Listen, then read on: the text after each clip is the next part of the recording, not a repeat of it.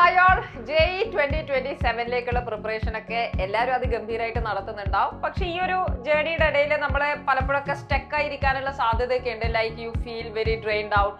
എനിക്ക് മോട്ടിവേഷൻ വേണം, എനിക്ക് എന്തെങ്കിലും തരത്തിലുള്ള മോട്ടിവേഷണൽ വീഡിയോസ് കാണണം, എന്നാൽ മാത്രമേ ആ ഒരു ഹൈയിൽ വീണ്ടും പ്രിപ്പറേഷൻ ചെയ്യാൻ പറ്റുള്ളൂ എന്നൊക്കെ നമ്മൾ വിചാരിക്കും. ബട്ട് ഇൻ റിയാലിറ്റി മോട്ടിവേഷൻ എന്ന് പറയുന്ന ഒരു ട്രാപ്പിലേക്ക് മാത്രമായിട്ട് നമ്മൾ ഒതുങ്ങി പോകരുത്. Motivation, yes, it is good. Once you get motivated, you get the energy and you can study and focus more. പക്ഷെ കൺസിസ്റ്റന്റ് ആയിട്ട് ഒരു കാര്യം വർക്ക് ചെയ്താൽ മാത്രമല്ലേ നമുക്ക് അതിന്റെ റിസൾട്ട് ഉണ്ടാവുള്ളൂ. അതുകൊണ്ട് ഏറ്റവും പ്രധാനം എന്ന് പറയുന്നത് നമ്മൾ എപ്പോഴും മോട്ടിവേഷന് വേണ്ടി കാത്തിരുന്ന് പഠിക്കാൻ വേണ്ടി തുടങ്ങണം, അല്ലെങ്കിൽ അതിനുശേഷം മാത്രമേ പഠിക്കുള്ളൂ എന്നൊരിക്കലും വിചാരിക്കരുത്. ചിലപ്പോൾ നമുക്ക് തുടങ്ങണം എന്നിങ്ങനെ തോന്നണമെന്ന് നിർബന്ധമൊന്നുമില്ല. But you have to start it because there is no other option. നിങ്ങൾക്ക് ഇഷ്ടം പോലെ ആൾക്കാർ നിങ്ങളുടെ ചുറ്റുമുണ്ട്. There are people around you who inspires you. നിങ്ങൾക്ക് അച്ചീവ് ചെയ്യേണ്ട ഒരുപാട് ഡ്രീമുകളുണ്ട്, നിങ്ങൾക്ക് എത്തിപ്പെടേണ്ട ഒരുപാട് ക്യാമ്പസ് ഉണ്ട്.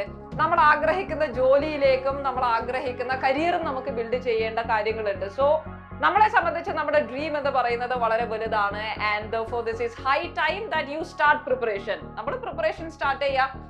ആദ്യത്തെ അല്ലെങ്കിൽ ഒരു ദിവസം തുടങ്ങി കഴിഞ്ഞാൽ ഇന്ന് എനിക്ക് പഠിക്കാൻ ഒരു മൂഡില്ല എന്ന് ചിന്തിച്ചിരിക്കുന്നത് വെറുതെയാണ്. You just start studying.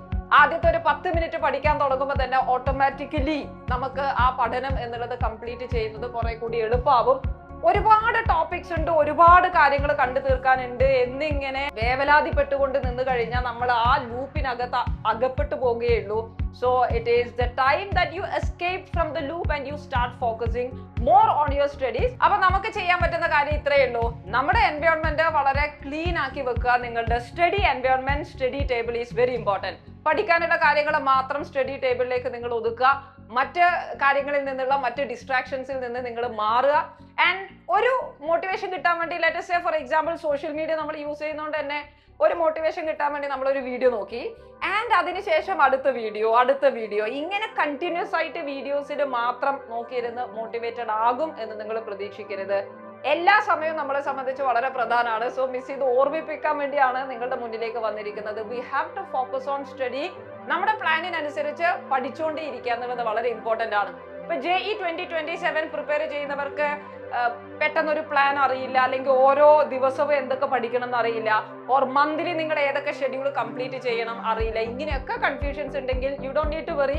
നമ്മുടെ 2.0 ബാച്ചിലേക്കുള്ള അഡ്മിഷൻസ് ഇപ്പോഴും റൺ ആവുന്നുണ്ട്. മാത്രമല്ല ഓണം ഓഫർ നിങ്ങൾക്ക് ഇപ്പൊ അവൈൽ ചെയ്യാനും പറ്റും. ഓണം 10 എന്ന കൂപ്പൺ കോഡ് ഉപയോഗിച്ച് കഴിഞ്ഞാൽ നിങ്ങൾക്ക് 10% ഓഫർ നമ്മുടെ കോഴ്സിലേക്ക് അവൈലബിൾ ആണ്. So if you are looking for such A structured plan, നിങ്ങൾ ഇപ്പോഴും സ്വന്തമായിട്ട് പ്രിപ്പയർ ചെയ്യുന്നു പക്ഷെ പ്ലാൻ അത്ര വർക്ക് ആവുന്നില്ല എന്ന് തോന്നുന്നുണ്ടെങ്കിൽ we always welcome you to our this batch.